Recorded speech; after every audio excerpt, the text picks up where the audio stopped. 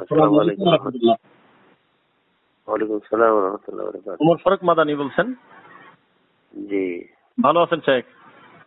জি আলহামদুলিল্লাহ। আচ্ছা আচ্ছা। তো এই যে ভোলার ওই বাহাসের বিষয়ে 2টা মিনিট কথা বলতে চাচ্ছিলাম, যদি আপনার সময় থাকে। আপনি যেহেতু আহলে হাদিসের পক্ষ থেকে আপনি ছিলেন। না, আমি আহলে হাদিসের পক্ষে যাই নাই। কার পক্ষে গেছিলেন? আমি গেছিলাম এই হাদিসের পক্ষে। এই হাদিসটা যদি সহি হয় না, তাহলে তো আপনার বিপক্ষে দল ছিল কারা, মানে তার কারা ছিল তাই বলতেছি। না না, আমি কোন দলের ইয়াতে যাই নাই। মানে এরা এই হাদিসটা নিয়ে করতেছে, একটা আমল করছে একজনে, আরেকজনে বলছে যে এটাই আমল আমি বলতেছি বাতিল, সহি না। বাহাসটার শেষে দেওবন্দিরা বা ভাইয়েরা বা ওরা বললো যে আমরা আহলে হাদিসের কাছকে পরাজয় করে দিলাম বললে তাকবীর দিয়ে বের হয়ে আসলো। এটা নিয়ে খুব গরমও হলো। তো এখন ব্যাপারটা হলো যে আপনি তাহলে কোন পক্ষে ছিলেন এটা জানতে চাচ্ছি। না না, আমি ওই হাদিসের পক্ষে গেছিলাম। এই যে এই 3 রাকাতে এক সালামে এক বৈঠকে 3 রাকাত সালাত করলে না না, হয় না, হবে না, এই হাদিসটার পক্ষে গেছি। আমি কিন্তু এটা কিন্তু আমি বুঝতেছি যে আপনারা নিজেরাই একটা সুন্দর গেম সাজাইছেন। এটা আমি এমন না যে আমি জানি নাই। আমার কথাকে 2 মিনিট শোনেন। আমি বলতেছি আপনারা নিজেরাই মুখামুখি বসিয়ে একটু মজা করলেন, মজা করার পর বললেন যে হারা দিলাম আহলে হাদিসের। আপনার জন্মে কিন্তু আপনি আহলে হাদিস না, এটা আমরা জানি। আপনার পরিচয় আমরা জানি, লক্ষ্মীপুর দায়িত্বে ছিলেন তা জানি। আপনি একটা মুরব্বী মানুষ, আপনার বয়স মাথায় রেখে বলতেছি যে তওবাটা কি প্রকাশ্যেই করবেন না শেষ রাতে একাই করবেন, কোনটা বলেন? এই যে মানুষের সাথে মজা করলেন, আপনি তো ফু দিয়ে এই দেশ থেকে আহলে হাদিস চড়াই দিতে পারবেন না। আপনি স্পষ্ট একটা জাল হাদিসের পক্ষে উকালতি করতে গিয়ে মজা করে অভিনয় করে বললেন যে এক গ্রুপ হলো আহলে হাদিস আর এক গ্রুপ হলো হানাফি। আসলে মূলত আপনারাই তো এই মজাটা করলেন না। আমি যদি ভুল বলি আপনি বলেন, আপনি যে আমি অন্যায় কিছু বলছি। আপনি কে? মানে আপনি খালি বলে যাচ্ছেন যে। আচ্ছা আচ্ছা আচ্ছা, আপনি বুঝতে পারছি আপনি ভিন্নটাকে যাচ্ছেন যে আমি কে। আমি বলতেছি একজন সচেতন মানুষ। আমি দেখেছি আপনি একটা অসুস্থ মানুষের মতো কাজ করেছেন। আপনার সিনিয়র মানুষ, আপনার দাড়ি লাল, আমি দেখলাম। আলহামদুলিল্লাহ সুম্মা আলহামদুলিল্লাহ, একটা বড় দায়িত্বশীল ছিলেন একটা দিনী প্রতিষ্ঠানের, আমি সেটাও জানি। কিন্তু এই আহলে হাদিসকে খাটো করার জন্য তো কত মানুষ কত ব্যঙ্গ করতেছে, ড্যান্স দিচ্ছে, নাচতেছে। আপনি একটু নাচানাচি করতেন, অসুবিধার কি? একটু লাভ দিতেন, একটু জাল হাদিস নিয়ে পড়ে থাকতেন, কবরে সেজদা দিতেন, সেটা ভিন্ন কথা। কিন্তু আহলে হাদিসে খাটো করার জন্য আল্লাহর ঘরে 2 গ্রুপ হওয়া লাগবে, তারপরে মজা করা লাগবে, এইটা আপনি কেন মাথায় নিলেন? আমার এটা জানতে চাচ্ছি। আমি এত কথার জবাব আপনারা দিতে পারবেন না। আপনি তো আহলে হাদিসের পক্ষে যান নাই, হাদিসের পক্ষেও না। আমি তো দেখছি অকারণে আপনি বললেন একজন আহলে হাদিস ওখানে উপস্থিত নাই। আবার আহলে হাদিসের বাচ্চা কোনোদিন সবাই মিলে বসে বসে মুনাজাত করে সবার সামনে বলেন। এইটা আমরা তো দেখলাম, তাহলে এটা তো দেখতে খারাপ দেখাবে।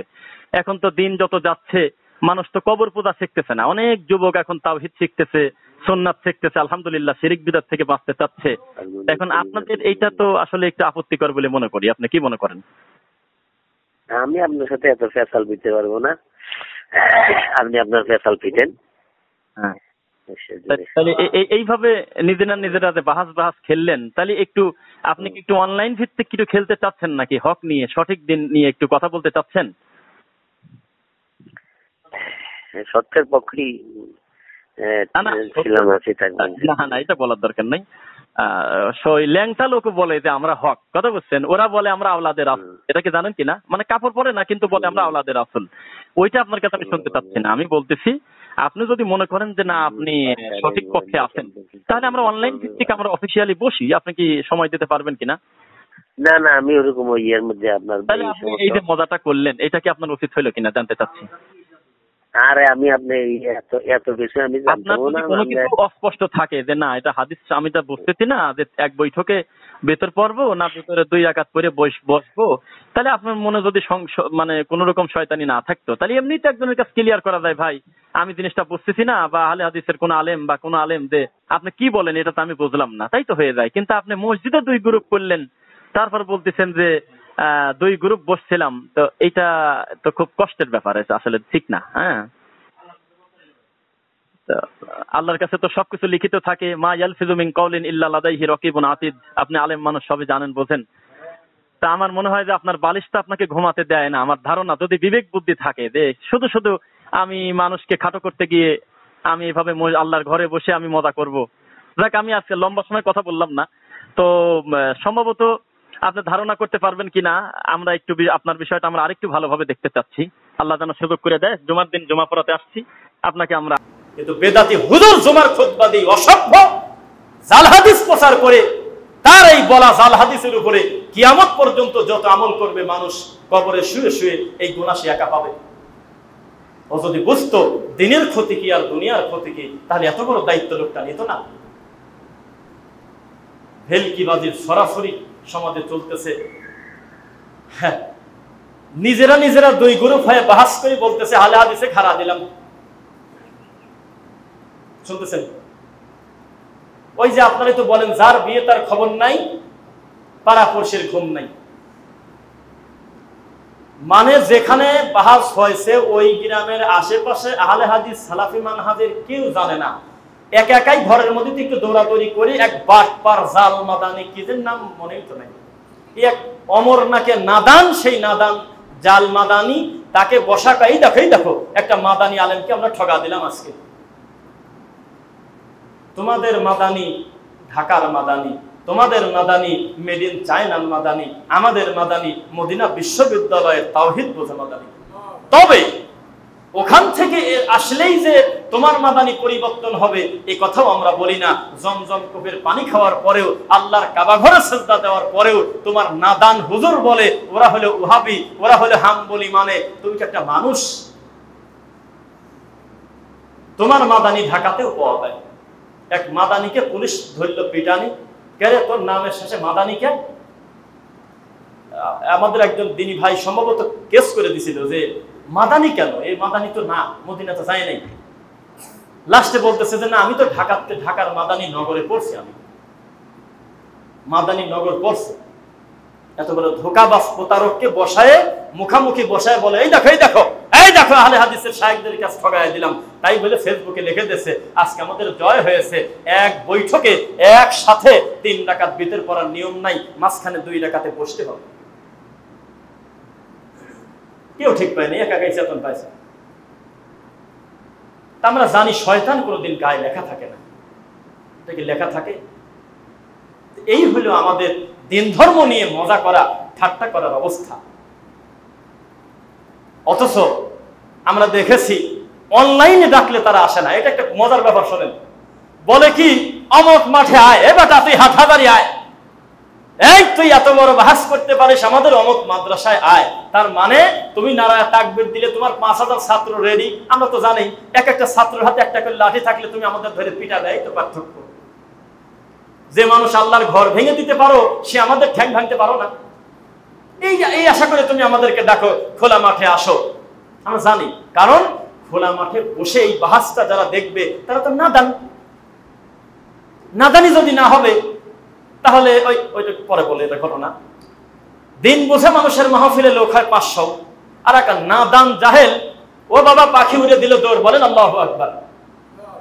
তারপর বলতেছে বাবারা আমার আব্বা হুজুর পানির উপরে ভাসে চলে গেছে, বলেন সুবহানাল্লাহ। এই নাদানের বয়ান শোনার জন্য আগে দেশে 35, পরে দিবি আরো 70, এরপরেও সিরিয়াল পাওয়া যায় না। তারপরে মানুষ গালাগালি করে আর বলে এত ছোট মাহফিল এত বড় বক্তা না, ঠিক হয়নি। তুমি তো সেই নাদান। আর এই পাবলিক তোমার ডিসিশন দেবে কে হক কে বাতিল, আর সেইটা আমরা মানবো। আমরা তোমাদেরকে বলি অনলাইনে আসো, মুখামুখি ডিবেট হোক, অনলাইনে আসো, সারা বিশ্বে দেখুক, ভালো মন্দ বিচার করার সুবিধা তারা পাক। আর তুমি যে বাহাস করতে চাচ্ছ সিদ্ধান্ত দাতাও তোমার নাদান ভাই, আবার যে বলবে তারাও তুমি। বলে তুমি যতই সহিহ হাদিস বলুক তুমি বলবা যে না আমি মানি না। আর যুক্তিতে ইবলিসের রেডি করাই আছে। বিশ্বের আল্লাহর মাটির উপরে সবচাইতে বড় যুক্তির দাতা হলো ইবলিস। কত সুন্দর যুক্তি, খলাকতাহু মিন নার ওয়া খলাকতাহু মিন তিন। কিভাবে আপনি বলতে পারেন যে আমি আদমকে সেজদা দেব অথচ আমি আগুনের তৈরি, অথচ সে মাটির তৈরি? কি করে হতে পারে? আল্লাহকে প্রেসার দিচ্ছে যে না এটা তো ঠিক না। এত বড় যুক্তিবাদ তোমরা, তোমাদের যুক্তিবাদী চিনি আমরা, তোমাদের এই সমস্ত জাহেলদেরকে আমরা চিনি। খবরদার, তামাশা বাদ দিয়ে কোরআন এবং সহিহ হাদিস মানো। আল্লাহ তোমাদেরকে হেদায়েত দিক, আল্লাহুম্মা আমিন। ওয়ামান আযলামু মিম্মান মানা'a মাসাজিদাল্লাহ আন ইউযকারা ফীহা ইসমুহু ওয়া সা'a ফী খারাবিহা। তার থেকে বড় জালেম, অত্যাচারী কে আছে যে আল্লাহর ঘরের কর্মকাণ্ডকে বাধাগ্রস্ত করে, আল্লাহর ঘরের জিকিরকে বাধা দেয়, আপনাদের একটা ঘটনা বলি, সত্য ঘটনা, সত্য কথা। পাবনার, আচ্ছা থানার নাম না বলি, মুশকিল আসলে অনলাইনে সব কথা বলা। একটা জায়গায় মানে আমরা একটা মাহফিলে যাব, হলো রাজবাড়ি, ফরিদপুর নাম শুনছেন কিনা, রাজবাড়ি, এরকম একটা রাজবাড়ি যাব মাহফিলে। মাঝখানে আমরা মাগরিবের সালাত আদায় করলাম। মাগরিবের সালাত আমরা করার পরে এখন একটু সময় নিচ্ছি, একদম দিনী ভাই আমাদের সাথে যুক্ত হবে। যেই সালাত শেষ, সুন্নাত করে ওই 6 রাকাত আরো আওয়াবিন করলো, আরো কত কিছু করে গোল হয়ে বসলো। বসে ইল্লাল্লাহ ইল্লাল্লাহ ইল্লাল্লাহ হু হু, কিছু সময় শব্দ হয়, কিছু সময় কুক করে ওঠে, কিরকম কিরকম বিভিন্ন অঙ্গভঙ্গি করে। এখন বিশ্বাস করেন, আমরা দুইজন খালি মুখ দিয়ে বলছি কি এগুলো ঠিক না, কিচ্ছু একটা গালিও দেয়নি, আল্লাহর কসম খালি বলছি এগুলো ঠিক না। আপনি জিকির করবেন, আপনার বউই ঠিক পাবে কিভাবে? আপনি আল্লাহকে ডাকেন, সকাল সন্ধ্যা জিকির করেন, এটা তো মিটিং করে আলোচনা করে দৌড়াদৌড়ির কিছু না। এভাবে আপনি ডাকাডাকি করতেছেন কেন? অসম্পূর্ণ বাক্য দিয়ে ইল্লাল্লাহ জিকির করা হলে মার্ডার কেসের আসামির চেয়ে খারাপ কাম, আল্লাহর কসম। জি, কেননা তাম্মাত কালিমাতু রাব্বিকা সিদকাও ওয়া আদলা, আল্লাহর কালেমা হলে পূর্ণ, আর তুমি অর্ধেক করলে তাহলে বড় আসামি না? আমি এটা বলার পরে সে রাগী অস্থির যে, হে বেটা, সূরা বাকারার আয়াত ওয়ামান আযলামু মিম্মান মানা মাসাজিদাল্লাহ আন ইউযকারা ফিহা ইসমুহু ওয়া সাআ ফি খরাবিহা, তার চেয়ে বড় জালেম আর কে আছে যে আল্লাহর ঘরের জিকির বাধা দেয়? আমাকে আয়াত শুনে বলতেছে। আমি বললাম যে কাহা, এই জিকির মানে কি তোমার হু হু কু কু বলছে আল্লাহ? এই জিকির মানে আল্লাহর তাওহীদের দাওয়াত, আল্লাহর ঘরের ভালো কর্মকাণ্ডকে যারা বাধা দেয়। এখন আল্লাহর ঘরে একজন পাও ফের পালে দিয়ে মাথা নিচে দিয়ে নাচতেছে, জিকির করতেছে, তা আমি বলবো না, নিষেধ করবো না? ডানে বামে সালাম ফিরে ইমাম মাথায় হাত দিয়ে দাঁড়িয়ে পড়ে, আমি বলবো না যেটা খারাপ? ডানে বামে সালাম ফিরায় কত লোক মুসল্লিরা আপনার জামাত পায় নাই, ইমাম জোরে জোরে বলতেছে রব্বানা আতিনা ফিদ দুনিয়া হাসানা, আমি বলবো না এটা খারাপ কাম? তখন বলে যে আমরা তো তাই জানি যে আল্লাহর জিকির করা যারা বাধা দেয় তারা জালেম। আমি বললাম কথা ঠিক, তবে তোমার জিকির মানে তোমার ইল্লাল্লাহ হু হু বলে নাই। এই জিকির মানে আল্লাহর দ্বীনের সকল ভালো কর্মকাণ্ড আল্লাহর ঘরে চলবে, কেউ বাধা দিলে সে হবে জালেম। কিন্তু একটা লোক শিরিক করতেছে, মানে অনেক কথা মনে পড়ে যায়। নোয়াখালী সদরের একটা জায়গায় আসসালামু আলাইকুম রহমতুল্লাহ, আসসালামু আলাইকুম রহমতুল্লাহ, খালি দক্ষিণ মুখে বসে পড়ে একাই, সালাম ফিরিন দক্ষিণ মুখে বসে পড়ে একাই, ওই সোজা বসে পড়ে একটা লোক। ইমাম সাহেব জিজ্ঞাসা করলো যে এদিক এদিক মুখ করে বসেন কেন? তো বলে কথা এত বেশি বলেন কেন? খুব শক্ত করে ধরছে। আমি খেয়াল করছি প্রত্যেক সালাতের শেষে দক্ষিণমুখী মুখ করে আপনি বসেন কেন? বা এদিক হলে আমার আটপাশে আব্বাজানের খানকা। তো সে লোককে বলবেন না যে ভাই কাজটা অন্যায়, খবরদার এটা বলতে হয় না। যে কোনো জায়গা থেকে আল্লাহকে ডাকলে আল্লাহ শোনে, এটা খবরদার এই কাজ করবেন না। ব্যক্তির সাথে কোনো জিকির চলে না। তা আমাদের দেশে এই জিকির শব্দের অর্থ তারা ওটাই মনে করে, এটা অনুষ্ঠান করে সবাই মিলে একটু কান্নাকাটি করবো, দৌড়াদৌড়ি করবো, এ হুজুরকে বাধা দেয়। কথা বুঝেছেন? যাই হোক, এই আকাবির পূজা থেকে যেন আল্লাহ আমাদেরকে হেফাজত করে, আল্লাহুম্মা আমিন। হ্যাঁ, আমাদেরও আকাবির আছে, আমাদেরও সম্মানী লোক আছে, আমাদেরও মাননীয় কেউ আছে, তার অবস্থা তুমি জানো না। মা আনা আলাইহি ওয়া আসহাবি, এ ব্যাপারে আল্লাহর নবী ক্লিয়ার করে বলে দিয়েছে, সুবহানাল্লাহ। তিনি বলেছে কিয়ামত পর্যন্ত তোমরা পথভ্রষ্ট হবে না যদি তোমরা কোরআন এবং সহিহ হাদিস মানো। তবে মাপকাঠি হলো কি দেখে দেখে আমল করবে, কাদেরকে অনুসরণ করবে, আমি এবং আমার সাহাবায়ে কেরাম যে আদর্শের উপরে আছে। সুবহানাল্লাহ। আকাবির বলতে যদি মাননীয় বড় হুজুর মনে করো, সাহাবায়ে কেরামের থেকে আল্লাহর নবীর পরে বড় আছে তাকে? অথচ তারা তাবিজ দেখলেই ছিঁড়ে ফেলতো, কোন বস্তু থেকে মঙ্গল নিত না, তারা আল্লাহর কাছ থেকে কল্যাণ আশা করতো। বিয়াদিকাল খৈর, কল্যাণ আল্লাহর হাতে। আর তুমি হুজুর, তুমি বলতেছো তাবিজ দিলে অসুবিধাটা কি আছে? কোরআনেরই তো আয়াত। তোমার থেকে অনেক ভালো যুক্তি, অনেক ভালো পরামর্শ আবু জেহেল দিয়েছিল মুহাম্মদ সাল্লাল্লাহু আলাইহি ওয়াসাল্লামকে।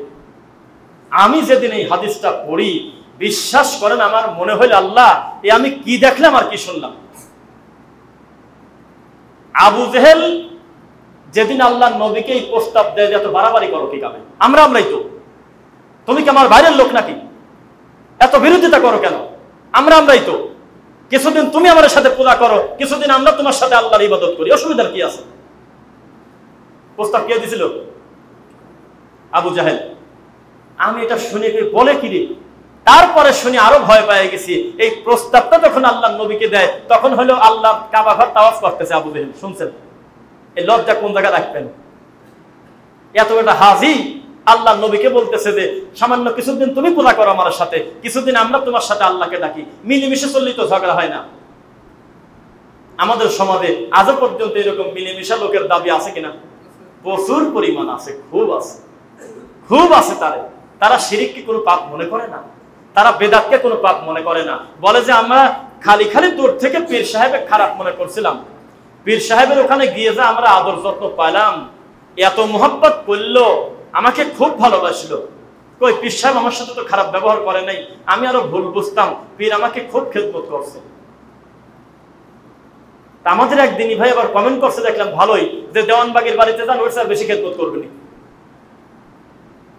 শত্রুর বাড়িতে গেলেও কোনোদিন কেউ খাটি হাতে করে পিটায় না, খাওয়াবেই তো, যত্ন তো করবে। দায়িত্ব বিহাদাল ইমাম মুতাওয়াজ্জিহান ইলা জিহাতিল কাবাতি শরীফাতি। আল্লাহু আকবার। এতক্ষণ চারটি সূরা মুখস্থ করা যায় শয়তানি বাদ দিলি। কি পরিমাণ কষ্ট মেহনত করছি আমরা তার ঠিক নাই। নামাজে দাঁড়ায় মনে করতাম জায়নামাজ যত দামি হোক, এই জায়নামাজ পাক করব হলো আপনার জায়নামাজের দোয়া দিয়ে, ইন্নী ওয়াজজাহতু ওয়াজহিয়া লিল্লাযী ফাতারাস সামাওয়াতি ওয়াল আরদা হানিফা ওয়া মা আনা মিনাল মুশরিকিন। এই স্লোগান দিয়ে ইব্রাহিম আলাইহিস সালাম তাওহীদের কথা বলে, এই স্লোগান দিয়ে তাগুত থেকে, শিরক থেকে তিনি বাঁচে না, আল্লাহর দিকে মুখ ফিরায়। আর আপনার হুজুর এইটা নিয়ে এসে জায়নামাজে দাঁড়ায় নামাজই নষ্ট করতেছে। কিসের সাথে কি? কিছু বললেই বলে এটা কোরআনের আয়াত না, তুমি বিরোধিতা করো, তোমার কি কোনো জ্ঞান আছে? এটা তো কোরআনের আয়াত। তো কোরআনের আয়াতে তো লাহাবের কথাও আছে, আবু লাহাব। কোরআনের আয়াতের ভিতরে তো ফিরাউন ভরা, মুহাম্মদ সাল্লাল্লাহু আলাইহি ওয়াসাল্লামের চাইতে ফিরাউনের নাম বেশি। সেই জন্য তুমি টানি নিয়ে এসে ফিরাউন ফিরাউন জিকির করবে নাকি? ইবাদত মন মতো করলে একটা নেকি পাওয়া যাবে না, আল্লাহ নবী সাল্লাল্লাহু আলাইহি ওয়াসাল্লামের হুবহু পন্থায় হতে হবে, ঠিক কিনা? শেষে আপনাদের একটা কমন কথা বলি যাতে সহজে বোঝেন, মুরব্বী বাবাদেরও খেয়াল করবেন। আমার কথা কি ক্লিয়ার বোঝা যাচ্ছে তো? শুনবেন খেয়াল করে। আল্লাহ যদি এত বাধ্যবাধকতা না করতেন, একজনকে অনুসরণ করার কথা না বলতেন, তাহলে আপনার লস হতো। আল্লাহ যদি বলতেন প্রত্যেক গ্রামে যে যার ইমামকে বানিয়ে নাও গা, আমাদের সমাজে এখনো কিছু ঠান্ডা হুজুর আছে, কা বিরোধিতা করা যাবে না, তোমার সমাজে যা চলে তুমি চালাও, তোমার সমাজে যদি ৮ চলে তুমি ৭ না ৯ না ৮ নিয়ে পড়ে থাকো, তোমার সমাজে যদি ভান্ডারি চলে তাহলে ওটাই ধর্মের সবচেয়ে বড় ভান্ডার, ওখানেই নিয়ে থাকো, বাড়াবাড়ি করো না, তোমার সমাজে যা চলে তাই চলাও, ফিতনা করো না। এরকম লোক আছে কিনা? তো এবার আপনাকে বলি, এই সেম কথা নাউজুবিল্লাহ, আল্লাহ না করুক, আল্লাহ না করুক, আল্লাহ যদি বলতেন যে ঠিক আছে প্রত্যেকে তোমরা তোমাদের ইমামকে মেনে চলো, তোমরা তোমাদের মসজিদের হুজুরকে মেনে চলো, তাহলে জাহান্নাম সারা কপালে আর কিছু জুটতো বলে মনে হয় না। কেন? কারণ একজনকে অনুসরণ করা সহজ, সকলকে অনুসরণ করার চাইতে বড় খারাপ কামান নাই। একজন লোকের একটা কামলার যদি মালিক ৩ জন হয়, তার মনে হয় আমি ফাঁসি নিয়ে মরে যাবো আজকে। একজন গরম পানি চায়, আর একজন ঠান্ডা পানি, আর একজন লেবুর শরবত, কি যে কাহিনী ও যাবি কোন জায়গায় একা। আজকে এই পীরটা ভালো, ওই পীর মরে গেলে হারে ভুল করলাম, ১৭ বছর পর বুঝলাম এই পীর জেন্তি পয়দা হয়েছে, এই যে খেলাফতি দেশে ওইটাই তো ভালো, আবার তার কাছে গেছে, আবার মরার আগের দিন প্রমাণ পাইলো আমার সব পীরের চাইতে নোয়াখালী আর এক পীর আছে, ওইটি সবচেয়ে ভালো পীর। কি একটা পেশার বলেন তো, কত যন্ত্রণা। আর কত সুন্দর কথা বলে দিয়েছে আল্লাহ, ওয়া আন্না হাযা সিরাতি মুস্তাকিমান ফাত্তাবিউ, সব তরিকা থাক, সব বাদ থাক, সব মতবাদ থাক, তুমি সিরাতাল মুস্তাকিম মানো, তরিকায় মুহাম্মদুর রাসূলুল্লাহ সাল্লাল্লাহু আলাইহি ওয়াসাল্লাম। শেষ। একজনকে অনুসরণ করা সহজ, তার নাম কি? হ্যাঁ, মুহাম্মদ সাল্লাল্লাহু আলাইহি ওয়াসাল্লাম। একজনকে অনুসরণ করা কত সহজ, আর সমস্ত লোককে অনুসরণ করা কত কঠিন। এক হুজুরের কাছে যেটা হারাম, আর এক হুজুরের কাছে সেটা মাকরুহ। কত বড় লজ্জাহীন হলে, কত বড় পাপের দরজা খুলে দেওয়ার মতো মন হলে একটা পাপের কামের নাম দিয়েছে মাকরুহ। বলতেছে জর্দা তো হারাম না, জর্দা মাকরুহ। তো মাকরুহ কি তোর আব্বার কাছে মাকরুহ, না তোর খালুর কাছে? মাকরুহ তো আমার আল্লাহর কাছে মাকরুহ। বোঝে না কথা। আমার বড় খালা রাগ করছে, বলছে এই রাস্তা দিয়ে যাস নে, এই রাস্তা ভালো না, এটা একটা বিষয়। আর আমার আল্লাহ বলতেছে খবরদার এই রাস্তা দিয়ে তুমি চলো না। কিসের সাথে কি মেলালেন আপনি? মাকরু অপছন্দনীয়, এটা কি মাখলুকের কাছে না খালেকের কাছে? বোঝেন না কথা। মাকরু বলতেছে জর্দা খাওয়া মাকরু যে হুজুররা বলে, তে মাকরুটা কি মানুষের কাছে না আল্লাহর কাছে? শব্দ কি বুঝেন তো? তা আল্লাহর কাছে মাকরু মানে অপছন্দনীয়। যে জিনিস আল্লাহ বলতেছে আমার অপছন্দনীয়, ভালো মানুষের বাচ্চা এটা খায়। আল্লাহর ঘরের মেম্বারে বসে খুতবার গ্যাপে গ্যাপে সুযোগ পালিয়ে একটু গালের মুদি দেয়, তার নাম হলো বড় হুজুর। অথচ আল্লাহ বলতেছে কি মাকরু। তাদের দৃষ্টিতে আমরা তো হারাম মনে করি, আমরা মনে করি নেশাদার দ্রব্য কি হারাম। কুল্লু মুস্কিরিন খামর ওয়া কুল্লু খামরিন হারাম। প্রত্যেক নেশা তৈরি করা নেশাদার দ্রব্য হলো কি মদ, আর প্রত্যেক মদই কি হারাম। কিন্তু আপনার হুজুর হারাম কাটি একটু নরম করার জন্য বললো মাকরু। তো মাকরু যদি হয়, সে মাকরু তারাটা মানুষের কাছে না আমার আল্লাহর কাছে, খায় কোন জ্ঞানে? দেখি হাদিসটা মনে পড়ে কিনা। নেশাদার দ্রব্যকে মুহাম্মদ সাল্লাল্লাহু আলাইহি ওয়াসাল্লাম বলেছেন মূর্তি পূজার মতো পাপ। মনে পড়ছে মুদমিনুল খামরি কাআবিদি ওয়াসান, মুদমিনুল খামরি কাআবিদি ওয়াসান। নেশাদার দ্রব্য পান করা মূর্তি পূজা করার মতো পাপ। বলেন নাউজুবিল্লাহ। এরপরেও কি হাকিমপুর জর্দা মুসল্লি বেশি খায় না হুজুর বেশি খায়? হুজুর বেশি খায়। একটা গ্রামে সাধারণ বিদাতিকে আমরা অত ঘৃণা করি না, হুজুর বিদাতি হলে ঘৃণা করি। কেন? সাধারণ বিদাতি ওই ব্যক্তি একা পাপী, কিন্তু হুজুর বিদাতি হলে গোটা সমাজের প্রতি তার প্রভাব পড়ে। ঠিক নাকি? এভাবে কথা বলতে গেলে সময় অনেক লম্বা হয়ে যাবে। জুমার খুতবার প্রথম পর্ব আমরা শেষ করছি। বারাকাল্লাহু লানা ওয়া লাকুম ফিল কুরআনিল আযীম।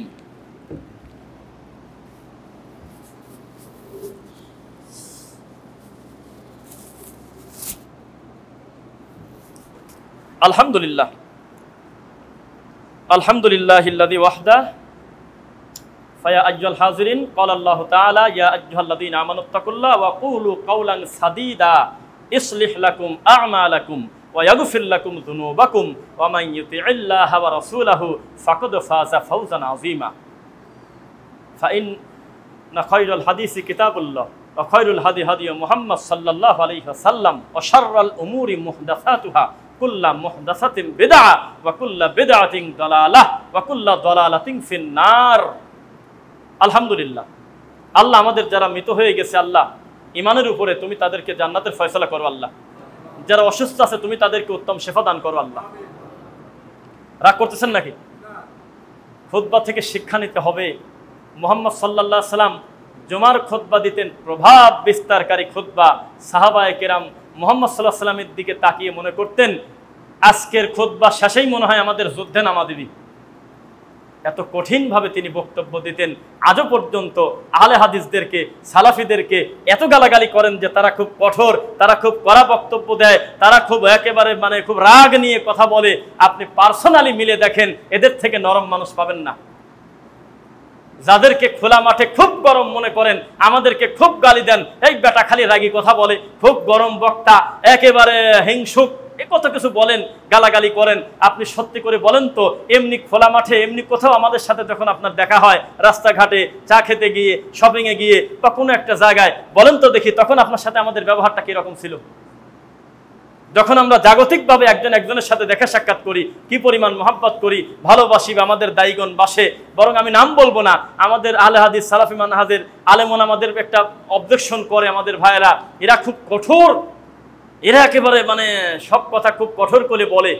আপনি পার্সোনালি এই মানুষটার সাথে একটু দেখা করে দেখেন, ব্যক্তি হিসেবে লোকটা আসলে কতটা নরম।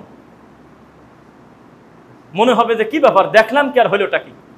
অনলাইনে বক্তব্য শুনি মনে হয় যে একেবারে আগুন, কিন্তু এমনি দেখা হলে লোকটার দিলটা এত নরম, এত ভালোবাসে, হাসি মুখে কথা বলে। যেটা আমাদের শিখাইছেন যিনি, তার নাম মুহাম্মদুর রাসূলুল্লাহ সাল্লাল্লাহু আলাইহি ওয়াসাল্লাম। ওয়ালাউ কুনতা ফাযযান গালিযাল কলবি লান ফাদ্দু মিন হাওলিক ফা'ফু আনহুম ওয়াস্তাগফির লাহুম ওয়াশাওিরহুম ফিল আমর ফাইযা আযামতা ফাতাওয়াক্কাল আলাল্লাহ। মুহাম্মদ সাল্লাল্লাহু আলাইহি ওয়াসাল্লাম আপনার কথা মানুষ শোনে কেন জানেন? কারণ আপনি খুব নরম ভাষী, সুন্দর করে কথা বলেন। শক্তভাবে গালি দিলে, খারাপ কথা বললে লান ফাদ্দু মিন হাউলিক, লোকজন ভেগে চলে যেত।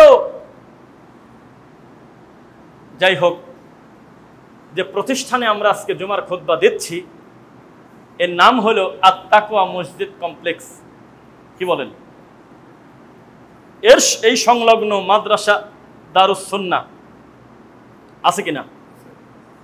আমাদের মানহাজ হলো আহলুস সুন্নাহ ওয়াল জামাতের মানহাজ, সালাফি মানহাজ। কথা বুঝতে পারলেন? এই প্রতিষ্ঠানটা মাত্র 2017 সালে, আরেকদিনকের কথা, 3-4 বছর, এই 4 বছরের ভিতরে, 5 বছরের ভিতরে শূন্য থেকে যে প্ল্যাটফর্মে দাঁড়িয়ে গিয়েছে, আমরা মনে করি এটা হেঁটে হেঁটে আসে নাই, দৌড়ে দৌড়ে আল্লাহ কবুল করছে, আলহামদুলিল্লাহ। আমরা আশা করব এই প্রতিষ্ঠানে সামনে পরবর্তীতে কোনো সময় যখন আমরা আসবো, দেখব এটাকে আল্লাহ আরো বড় মারকাজ করেছেন ইনশাআল্লাহ। খুতবা দেওয়ার আগে মনে করছিলাম আমি, রেজাউল ভাই, মুসা ভাই, এই আমরা ছাত্রদের নিয়েই মনে হয় খুতবা আমাদের শুনতে হবে, দিতে হবে। সুম্মা আলহামদুলিল্লাহ, কতগুলো দিনই ভাই আপনারা এসেছেন, আল্লাহ আপনাদেরকে কল্যাণের উপর রাখুন, আল্লাহুম্মা আমিন। কোনো অ্যানাউন্স ছাড়া শুধু ফেসবুকের পোস্টের মাধ্যমে 4 থেকে 5টা মিডিয়া চলে এসেছে দাওয়াতি কাজের জন্য, আল্লাহ তাদেরকেও কল্যাণের উপর রাখুন, আল্লাহুম্মা আমিন। কাজ করতে হবে মুখে কলমে মিডিয়ায়, মনে থাকবে? মনে থাকবে ইনশাল্লাহ। আপনি কোনো কারণ ছাড়াই একটু এসে জিজ্ঞাসা করেন, শেখ মুসা সাহেব, হাফেজ সাহেব, একটা কথা কি, আমি তো সাধারণ, আমি অনেক বড় সামর্থ্য না, সামান্য একটু সামর্থ্য, আপাতত কি মসজিদের মাদ্রাসার কিছু লাগবে? বলেন একটু মাঝে মধ্যে। 200 টাকা দিয়ে চলে যান, দেখেন এই 200 টাকার কাজ কি হয়। কিছুই এমনি খালি বলেন ছাত্ররা কেমন আছে, শরীর ভালো আছে তো, এই কথা বলেন একটু এসে। ওস্তাদরা বসে আছে, আপনি একটু বলেন যে খাওয়া দাওয়া ঠিক মতো হচ্ছে, কষ্ট হচ্ছে না তো, কোনো সমস্যা হলে বলবেন, এই কথাটা একটু বলেন দেখি কি হয়, একটু খোঁজটা নিয়ে দেখেন। লোকটা মরা মরা অসুস্থ, খালি মাথার কাছে গিয়ে একটু মাথায় হাত দিয়ে খালি একটা কথা খালি বলছিলাম যে কিছুই হবে না, আল্লাহ ঠিক করবে, লা বাসা তাহরান ইনশাআল্লাহ, এই কথা বলে চলে গেলে 70,000 রহমতের ফেরেশতা আমার জন্য ক্ষমা চাইবে আল্লাহর কাছে। কি মনে করেন?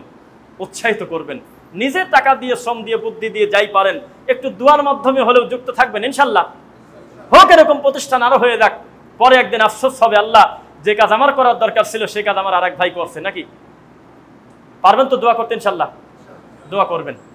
আর এই জায়গায় যেখানে দাঁড়িয়ে আমি খুতবা দিচ্ছি, আপনার অন্তর থেকে দোয়া করবেন প্রত্যেক জুমায় জুমায় যেন সালাফি মানহাজের বড় বড় দায়ী, ভিন্ন ভিন্ন ফুল এসে এই জায়গাকে দাঁড়িয়ে বিভিন্ন দিনী বিষয়ে কথা বলে আপনাদেরকে যেন কথা বলতে পারে, এভাবে আপনারা দোয়া করবেন ইনশাআল্লাহ। আপনাদের শেষে একটি কথা বলি। এখানে আসার আগে, বেশি হয়ে গেছে তো, এখানে আসার আগে আপনারা কিন্তু জানেন যে রফিকুল ইসলাম বিন সাইদ সাপ খেলা দেখাবে না, জানেন কিনা? অবশ্যই মৃত মানুষকে জীবিত করবে না, অবশ্যই কোনো কবিরাদি করার জন্য আসে নাই, অবশ্যই কোনো অস্বাভাবিক কিছু দেখানোর জন্য আসে নাই। তিনি তাই বলবে যে কথা গতানুগতিক আমরা আমাদের জুমার খুতবার ইমামের থেকেও শুনি, একদম স্বাভাবিক কথাই শুনতে হবে। এরপরেও আপনারা এসেছেন, এরপরেও আমরা বলতেছি, কেন শুনবেন? এটাই হলো সালাফি মানহাজের ফুলের সৌন্দর্য। একই কথা ব্যক্তি ভিন্ন কারণে, মুখ আলাদা হওয়ার কারণে আলাদা আলাদা একটা সৌন্দর্য আসে, আলহামদুলিল্লাহ। আসে কিনা?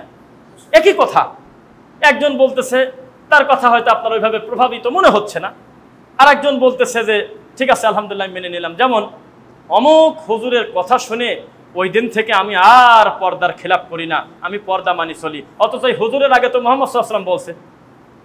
মানে কথাটা এখানে হুজুরকে বড় বলা না, মানে তাকে ভালোবাসে, তার কথার দ্বারা ডিপলি কম্প্রিহেনশন আসছে, ভিতরে উপলব্ধিটা খুব সিরিয়াস ভাবে আসছে, তাই আল্লাহ কবুল করে নিয়েছে। এরকম ভালোবাসার কারণে হয়ে যায়, হয় না? তা আপনারা আমাদেরকে দেখেন হলে পর্দার আড়াল থেকে। বছরের একটা সময়, 2 বছর পরে, 5 বছর পরে কোনো কারণে যখন আমরা ফিজিক্যালি এক জায়গা হই, মুখামুখি, তখন একটা ভালোবাসা একটু ভিন্নভাবে তৈরি হয়, আলাদা একটা চার্জ হয় বলে আমরা মনে করি। আমাদের এই ভালোবাসা আল্লাহ তুমি জান্নাত পর্যন্ত লম্বা করো আল্লাহ। আমি দেখতেছি ছোট সোনামণিরা বাচ্চাদেরকে নিয়ে আসছে, আমাদের ভাইয়েরা সালাত আদায় করানোর জন্য বা এখানে পড়াশোনা করানোর জন্য। প্রত্যেকটা বাচ্চাকে তুমি দিনের জন্য চূড়ান্তভাবে বড় দায়ী হিসেবে কবুল করো আল্লাহ। আল্লাহ উক্ত প্রতিষ্ঠানে দূর থেকে কাছ থেকে যে যেখান থেকে এসেছে, আল্লাহ সুবহানাহু ওয়া তাআলা আমাদের একে অন্যকে সকলকে তুমি তোমার দিনের জন্য কবুল করো। আমরা খুব বেশি কথা লম্বা করব না, শেষে একটা কথা বলার দরকার ছিল, এটা বলি আমরা শেষ করি ইনশাল্লাহ। সেটা হলো জুমার খুতবা উম্মতের সংশোধনের জন্য এই জিনিসটা কিন্তু এখনো আলেম ওলামার হাত থেকে চলে যায় নাই, গেছে। একটা হুজুরের হাত থেকে সবকিছু চলে গেলেও জুমার খুতবার এই 40টা মিনিট, 30 মিনিট, 50 মিনিট কিন্তু এখনো আছে কিনা? এই 30 মিনিটও যদি রাবেয়া বসরির জান্নাত কুরানির গল্প আর পাখি ফুঁদি বাজি খাওয়ার গল্প বলে যদি সময় নষ্ট করেন, আপনি রেডি হন, আপনার মুখকে আগুনের ভিতরের দিয়ে আল্লাহ উলট পালট করে শাস্তি দেবে। সূরা আহজাব 33 নম্বর সূরা 66 নম্বর আয়াত। একটু ভয় করেন আল্লাহকে, হিসাব আল্লাহ নেবেন। যেই আল্লাহর কাছে জুতার ফিতা ছিঁড়ে গেলে বলতে লজ্জা করে না, এই আল্লাহর কাছে ছেলেও চাওয়া যায়, কোনো অসুবিধা নেই। যেই আল্লাহর কাছে ছোট জিনিসও চাওয়া যায়, বড় জিনিসও চাওয়া যায়, এই আল্লাহর কাছে চাইতে লজ্জা কিসের? লজ্জা আছে কি? না। আমরা আল্লাহকে প্রাণ ভরে ডাকবো, আল্লাহকে সেজদা দেবো, কোনোদিন আল্লাহর সাথে শরীক করবো না। আল্লাহ তুমি তৌফিক দাও। সুবহানাকা আল্লাহুম্মা ওয়া বিহামদিক আশহাদু আল্লা ইলাহা ইল্লা আনতা আস্তাগফিরুকা ওয়া আতুবু ইলাইক।